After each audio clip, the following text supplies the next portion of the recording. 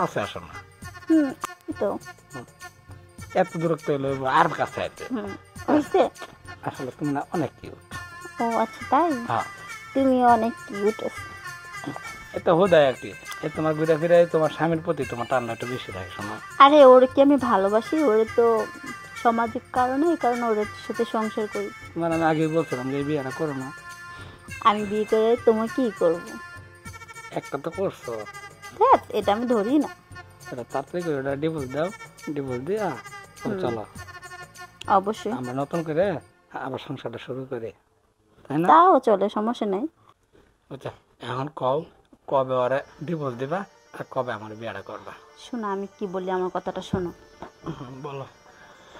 আরে ওর সাথে তো সংসার করি একমাত্র ওর টাকা পয়সা, গাড়ি বাড়ির জন্য, ঠিক আছে? আবার শোনো শোনো শোনো, আর এছাড়া ওরে তো ও তো অফিসেই থাকে, কিন্তু তুমি তো আমার সাথে সময়টা ঠিক আছে শেষ করে দেয় না।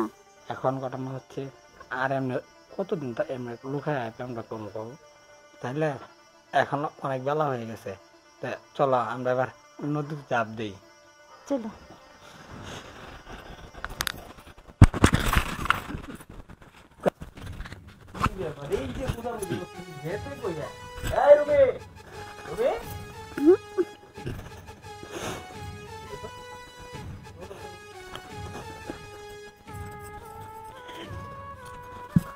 কি ব্যাপার?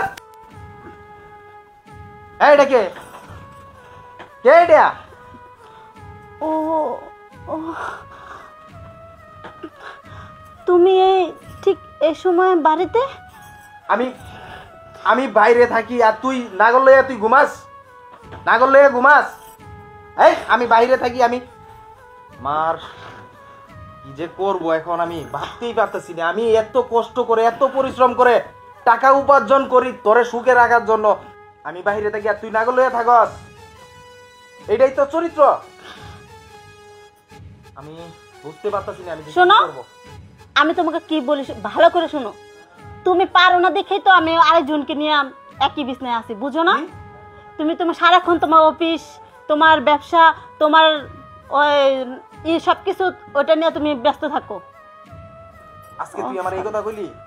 আমি তোর জন্য সারাদিন আমি বাইরে কাইটা মরি, এই এত কিছু সংসারের দায়িত্ব পালন কইরা তোরে আমি সবকিছু দেই, আর কজন তুই আমি পারি না এই সেই, তুই আমার এই অপবাদ দিলি? ঠিক কি আছে দাও তুমি, কি দাও তুমি আমারে? আচ্ছা ঠিক আছে, তুই আমার এত কথাটা বললি, থাক তুই তোর নাগুল লয়ে থাক, আমি গেলাম। আমার দরকার নাই তোর মতন বউর, আমার দরকার নাই, তুই থাক তোর নাগুল লয়ে থাক, আমি গেলাম। অনেকদিন পরে একটা কাজের মতো কাজ করছো। ঠিক করছি না বলো? এবার চলো